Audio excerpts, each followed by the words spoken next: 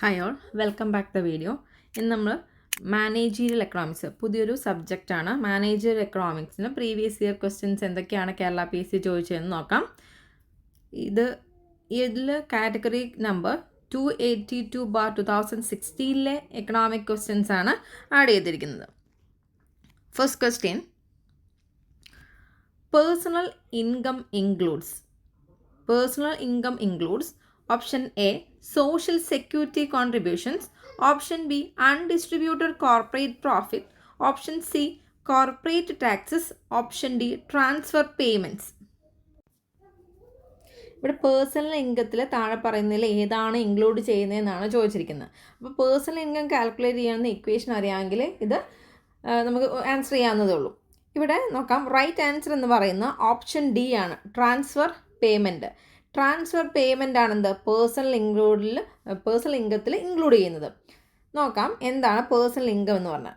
The personal income PI, it is a part of national income received by each household of a country is called personal income.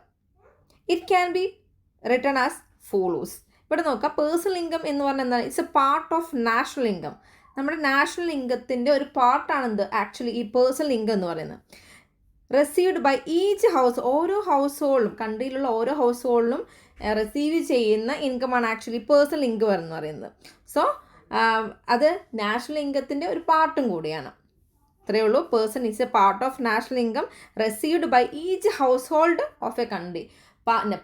നമ്മുടെ national ഇൻകത്തിൻ്റെ എത്ര പാർട്ടാണോ ഓരോ house ഹോൾഡിനും കിട്ടുന്നത്, ആ പാർട്ടിനെയാണ് actually personal income, ആ ഒരു particular കൺട്രിയിലെ ആ ഒരു ഹൗസ് ഹോൾഡിൻ്റെ പേഴ്സണൽ ഇൻകം എന്നുകൊണ്ട് ഉദ്ദേശിക്കുന്നത്. ഈ പേഴ്സണൽ ഇൻകം കാൽക്കുലേറ്റ് ചെയ്യാനുള്ള ഇക്വേഷനാണ് ഇവിടെ തന്നിരിക്കുന്നത്. നോക്കാം. Personal income PI is equal to national income minus undistributed profit minus net interest payment made by shareholders, corporate tax plus transfer payments. ഇവിടെ നോക്കുക, ഈ ഒരു ട്രാൻസ്ഫർ പേയ്മെൻറ്റ്സ് ആണ് നമ്മളൊരു ക്വസ്റ്റ്യൻ ചോദിച്ചിരിക്കുന്നത്. The transfer payments to the household from the government and firms. Okay, അപ്പോൾ personal ഇൻകത്തിൻ്റെ equation national income minus undistributed profit minus net interest payment made by household minus corporate tax plus the transfer payments to the household from the government and firms. Okay, ഇതാണ് personal income calculate ചെയ്യേണ്ട equation. ഇതാണ് നമ്മളോട് ക്വസ്റ്റ്യനിൽ ചോദിച്ചിരിക്കുന്നത്. Transfer payments എന്ത് ചെയ്യണമെന്നാണ്. അപ്പോൾ personal ഇൻകത്തിൽ ഇൻക്ലൂഡ് ചെയ്യുന്നതാണ് ആക്ച്വലി ഈ ട്രാൻസ്ഫർ പേയ്മെൻറ്റ്സ് എന്ന് പറയുന്നത്. Next question, NNB at factor cost equals. NNB factor cost calculate ചെയ്യുന്നത് ഏത് ഇക്വേഷനിലാണ്? Option A, GDP at market price minus consumption of fixed capital minus net indirect taxes. Then option B, GDP market price minus consumption of fixed capital minus net indirect taxes plus net factor income from abroad. Option C, GNP at market price minus consumption of fixed capital minus net indirect taxes minus net factor income from abroad. Next option D, GDP at market price minus consumption of fixed capital plus net indirect taxes minus net factor income from abroad. ഇവിടെ right answer എന്ന് പറയുന്നത് option B ആണ്. Option B ആണ് right answer. Net national product at factor cost എന്ന് പറയുന്നത് calculate ചെയ്യുന്ന equation എന്ന് പറയുന്നത് GDP at market price minus consumption of fixed capital minus net indirect taxes plus net factor income from abroad. ഇവിടെ net national product at factor cost എന്ന് പറഞ്ഞാൽ it is the national income എന്ന് ഓർത്ത് വെക്കുക. National income calculate ചെയ്യുന്നത് GDP at market പ്രൈസിൽ നിന്ന് എങ്ങനെയാണ് എന്ന ഇക്വേഷനാണ് ഇവിടെ ചോദിക്കും. ആ ഇക്വേഷൻ ഒന്ന് പഠിച്ചു വെക്കുക. ഇതാണെന്ത് നെറ്റ് നാഷണൽ പ്രൊഡക്റ്റിൻ്റെ ഇക്വേഷൻ എന്ന് പറയുന്നത്. Next question, net economic welfare is derived from the real GNP by deducting the following components except, താഴെ പറയുന്ന കോമ്പോണൻസ് ഡിഡക്റ്റ് ചെയ്യണം. എക്സെപ്റ്റ് ആണ് ചോദ്യം. ഏത് ഡിഡക്റ്റ് ചെയ്യേണ്ടാത്തത് ഏതാണെന്നാണ് ക്വസ്റ്റ്യൻ ചോദിച്ചിരിക്കുന്നത്. ഇവിടെ option A, depreciation, option B environmental pollution, option C value of non market activities, option D regrettable cost. Okay, ഇവിടെ real GNP നിന്ന് ഏത് ഡിഡക്റ്റ് ചെയ്യുമ്പോഴാണ് net economic welfare find out ചെയ്യാമെന്നാണ് ചോദിച്ചിരിക്കുന്നത്. Net economic welfare is derived from real GNP. Real GNPയിൽ നിന്ന് net economic welfare താഴെ പറയുന്നത് ഏത് ഡിഡക്റ്റ് ചെയ്യുമ്പോഴാണ് ഫൈൻഡ് ഔട്ട് ചെയ്യാൻ പറ്റുന്നത് എന്നാണ് ക്വസ്റ്റ്യൻ ചോദിച്ചിരിക്കുന്നത്. ഇവിടെ റൈറ്റ് ആൻസർ എന്ന് പറയുന്നത് ഓപ്ഷൻ സി ആണ്, the value of market activities. അപ്പോൾ എങ്ങനെയാണ് net economic welfare find out ചെയ്യുന്നതെന്നും എന്താണ് നെറ്റ് എക്കണോമിക് വെൽഫെയർ എന്നും നോക്കാം. Net economic welfare is a measure that attempt to adjust gross national product to account for factors that affect the well-being but are not captured in traditional economic measures. ഇവിടെ net economic welfare എന്ന് പറഞ്ഞാൽ gross national പ്രൊഡക്റ്റിൽ നിന്ന്, actually ഈ gross national പ്രൊഡക്റ്റിൻ്റെ അതിൽ adjustment വരുത്തുക. എങ്ങനെ, ഏതൊക്കെയാണ് അഡ്ജസ്റ്റ്മെൻറ്റ് വരുന്നത്? To the account of factors that affect the wellbeing, നമ്മുടെ ആക്ച്വൽ വെൽബീയിങ്ങിനെ അഫക്റ്റ് ചെയ്യുന്ന ഫാക്ടേഴ്സ് അഡ്ജസ്റ്റ് ചെയ്യുക. ഗ്രോസ് നാഷണൽ പ്രൊഡക്റ്റിൽ നിന്ന് അഡ്ജസ്റ്റ് ചെയ്ത് കഴിഞ്ഞാൽ കിട്ടുന്ന എന്താണോ അതിനെയാണെന്ത് നെറ്റ് എക്കണോമിക് വെൽഫെയർ എന്നുകൊണ്ട് ഉദ്ദേശിക്കുന്നത്. Okay, to derive the net economic welfare from real GNP. ഇപ്പോൾ റിയൽ GNPയിൽ നിന്ന് നെറ്റ് എക്കണോമിക് വെൽഫെയർ എങ്ങനെ ഫൈൻഡ് ഔട്ട് ചെയ്യാം? certain components are deducted. certain components deduct ചെയ്യുക. ഏതൊക്കെയാണ്? they represent the cost or negative externality. Cost അല്ലെങ്കിൽ എക്സ്റ്റേണാലിറ്റീന് അല്ലെങ്കിൽ നെഗറ്റീവായ കോസ്റ്റുകളും അങ്ങനത്തെ കോസ്റ്റുകളൊക്കെ അഡ്ജസ്റ്റ് ചെയ്യുക. റിയൽ GNPയിൽ അഡ്ജസ്റ്റ് ചെയ്ത് കഴിഞ്ഞാൽ അല്ലെങ്കിൽ അത് ഡിഡക്റ്റ് ചെയ്ത് കഴിഞ്ഞാൽ നമുക്ക് എന്ത് കിട്ടും? Net economic welfare find out ചെയ്യാൻ പറ്റും. അപ്പോൾ ഇവിടെ തന്നിരിക്കുന്നത് എന്താണ്? അങ്ങനെയുള്ള കോസ്റ്റ് അല്ലാത്ത ഏതാണെന്ന ചോദ്യം. ഇപ്പോൾ ഡിപ്രീസിയേഷൻ എന്ന് പറയുന്നത് നമുക്കൊരു കോസ്റ്റാണ് അല്ലേ? ഡിപ്രീസിയേഷൻ എന്ന് പറയുന്ന ഒരു കോസ്റ്റ്, അത് അഡ്ജസ്റ്റ് ചെയ്യണം. എൻവയോൺമെൻറ്റ് പൊല്യൂഷൻ നമുക്ക് വരുന്നൊരു കോസ്റ്റ് അല്ലെങ്കിൽ എക്സ്റ്റേണാലിറ്റി അല്ലെങ്കിൽ ഒരു കോസ്റ്റാണ്. അതേപോലെ എക്സ്ട്രാ വരുന്ന റിഗ്രറ്റബിൾ കോസ്റ്റുകൾ അതും ഒരു കോസ്റ്റാണ്. അപ്പം അതല്ലാത്ത എക്സെപ്റ്റ് ആണ് നമ്മളോട് ചോദിച്ചിരിക്കുന്നത്. അപ്പോൾ value of non marketable activities ആണെന്ത് നമ്മൾ നെറ്റ് എക്കണോമിക് വെൽഫെയർ കാണാൻ വേണ്ടി ഡിഡക്റ്റ് ചെയ്യേണ്ടാത്തത്. Okay, the value of non marketable activities എന്നുള്ളതാണ് റൈറ്റ് ആയ ആൻസർ. ദെൻ നെക്സ്റ്റ് ക്വസ്റ്റ്യൻ നോക്കാം. Arrange the following sectors in the correct descending order of their distribution to gross value added of India during 2016-17 at constant prices. അപ്പോൾ താഴെ തന്നിരിക്കുന്നത് 2016-17 ഇന്ത്യയിലെ ഒരു gross value adder കോൺട്രിബ്യൂഷനിൽ descending ഓർഡറിൽ ഏതാണ് വരുന്നതെന്ന് അറേഞ്ച് ചെയ്യുക, കറക്റ്റായിട്ട് അറേഞ്ച് ചെയ്യുക. ഏത് സെക്ടറിലാണ് ഏറ്റവും കൂടുതൽ കോൺട്രിബ്യൂഷൻ വരുന്നത് ആ ഒരു അറേഞ്ച്മെൻറ്റ് നടത്താനാണ് പറഞ്ഞിരിക്കുന്നത്. ഇവിടെ തന്നിരിക്കുന്നത് construction, manufacturing, agriculture, forestry and fishing, trade, hotel, communication and services related to broadcasting. ഇത്രയും ഓപ്ഷൻസ് ആണ് തന്നിരിക്കുന്നത്.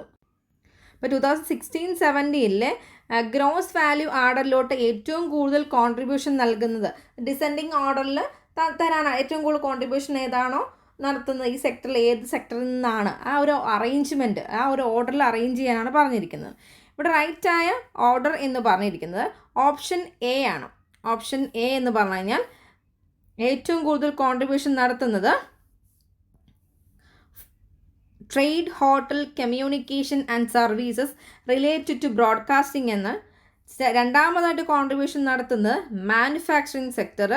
ദെൻ മൂന്നാമതായിട്ട് agriculture, forestry and fishing, and fourth one construction.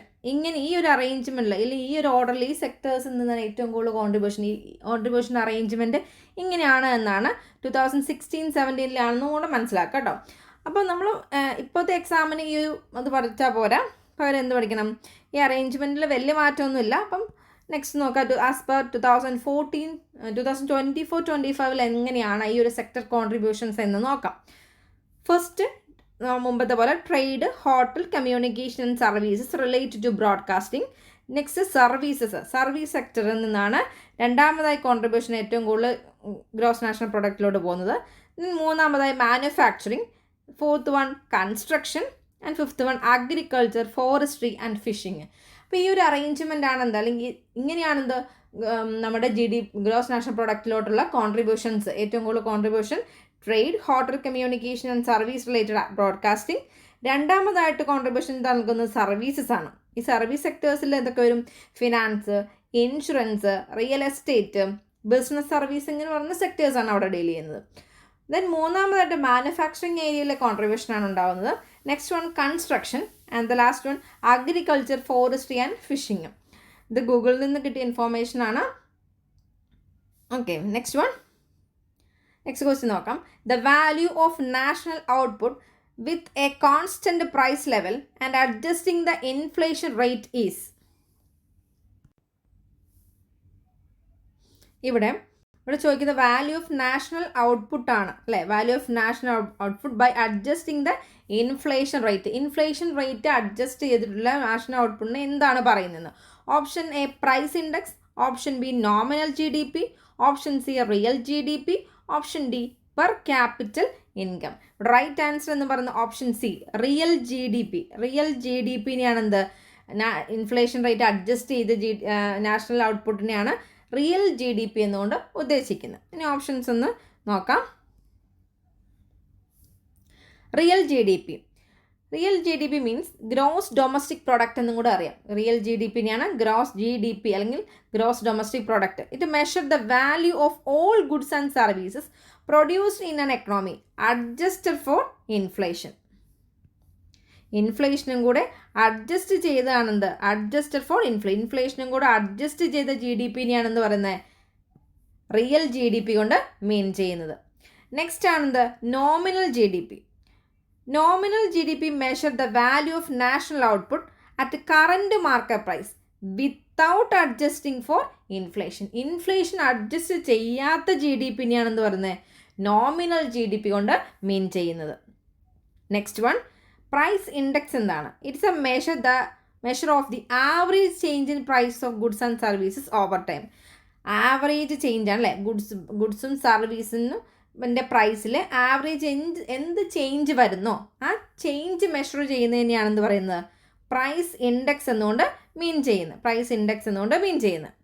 Next one ആണ് the per capita income. It is average income earned per person in A given area.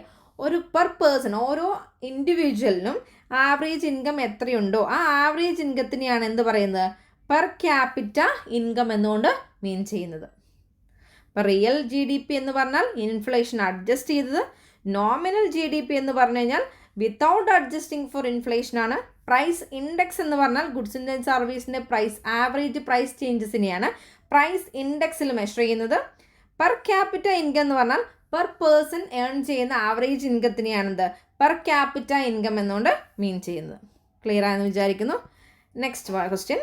Net factor income earned from abroad includes the following components.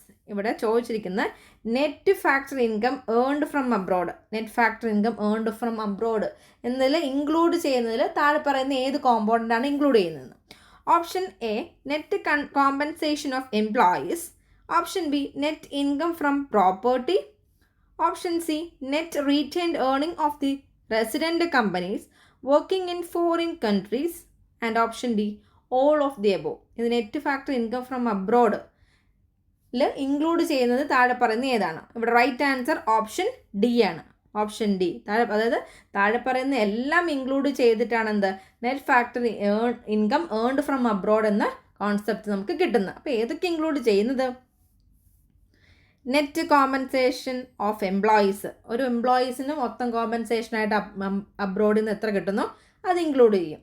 Net income from property, ഒരു ഇൻഡിവിജ്വലിൻ്റെ property അബ്രോഡുള്ള പ്രോപ്പർട്ടിയിൽ നിന്നാണെങ്കിൽ അത് include ചെയ്യും. Next one net return earnings of the resident companies working in foreign countries. അപ്പോൾ foreign resident companies foreign കൺട്രിയിലുള്ള resident കമ്പനിയിൽ നിന്ന് work ചെയ്യുമ്പോൾ എന്തെങ്കിലും ഏർണിങ്സ് കിട്ടിയാൽ ആ ഏർണിങ്സും എന്താണ്? Net factor income earned from അബ്രോഡിൽ ആഡ് ചെയ്യുന്ന കോൺസെപ്റ്റാണ്.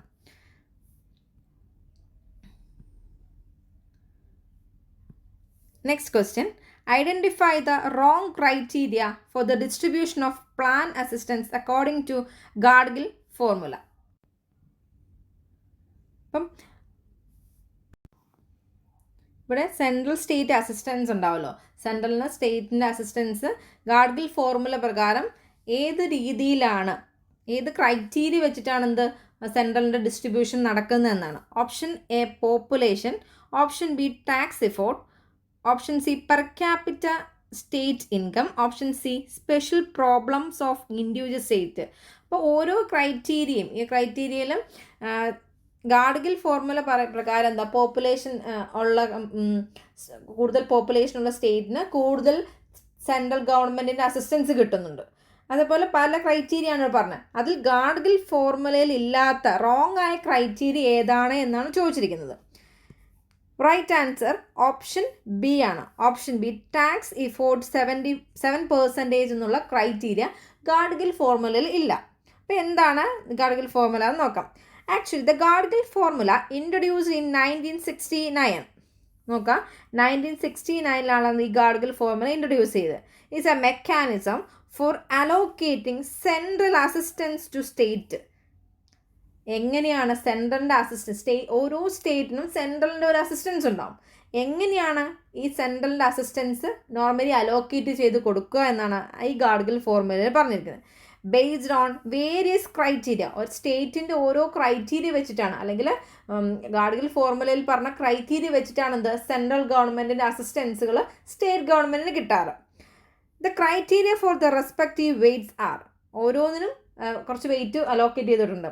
പോപ്പുലേഷൻ കൂടുതലുള്ള കൺട്രിയാണെങ്കിൽ 60% അസിസ്റ്റൻസ് കിട്ടും. എങ്ങനെയാണ് പോപ്പുലേഷൻ കൂടുതലുള്ള സ്റ്റേറ്റുകൾക്കാണ് 60% അസിസ്റ്റൻസ് കിട്ടുക. രണ്ടാമത് പറഞ്ഞാൽ per capita state income, per capita ഓരോ സ്റ്റേറ്റിൻ്റെ അല്ലേ, with higher weight for lower per capita income state. അപ്പോൾ ലോവർ പെർ ക്യാപിറ്റ ഇൻകം കുറവുള്ളവർക്ക് കൂടുതൽ അസിസ്റ്റൻസ് കൊടുക്കണം അല്ലേ. അപ്പോൾ പെർ ക്യാപിറ്റ സ്റ്റേറ്റ് ഇൻകത്തിനനുസരിച്ച് 25% കോൺട്രിബ്യൂഷൻസ് വരുന്നു. Next special problems of individual state, അപ്പോൾ പ്രോബ്ലം ഉള്ള കുറച്ച് സ്റ്റേറ്റ് ആണ്, അവർക്ക് 7.5% അസിസ്റ്റൻസ് കൊടുക്കും. Next performance in specific areas, exam tax effort, physical management, family planning, ഇതിനൊക്കെ കൂടെ എന്താണ് 7.5%. ഇങ്ങനെയാണ് ടോട്ടൽ ഡിസ്ട്രിബ്യൂഷൻ്റെ ക്രൈറ്റീരിയ എന്ന് പറയുന്നത്. അപ്പോൾ ഇതിൽ നിന്നാണ്, ഇതാണ് അവരുടെ 100% ഡിസ്ട്രിബ്യൂഷനെ ഈ ഒരു വെയിറ്റ് വെച്ചിട്ടാണ് അലോക്കേറ്റ് ചെയ്തിരിക്കുന്നത്. ഏത് പ്രകാരം, ഗാഡ്ഗിൽ ഫോർമുല പ്രകാരം.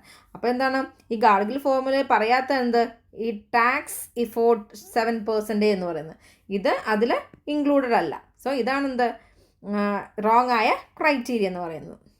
അപ്പം ഇത്രയാണ് ഈ ഒരു ക്വസ്റ്റ്യൻ പേപ്പറിൽ നിന്ന് എക്കണോമിക്സിൽ നിന്ന് എന്ന സബ്ജക്റ്റിൽ നിന്ന് ചോദിച്ചിരിക്കുന്ന questions. Thanks for watching. Video ഇഷ്ടപ്പെട്ടാൽ ലൈക്ക് ചെയ്യും, ഷെയർ ചെയ്യുക. Thank U.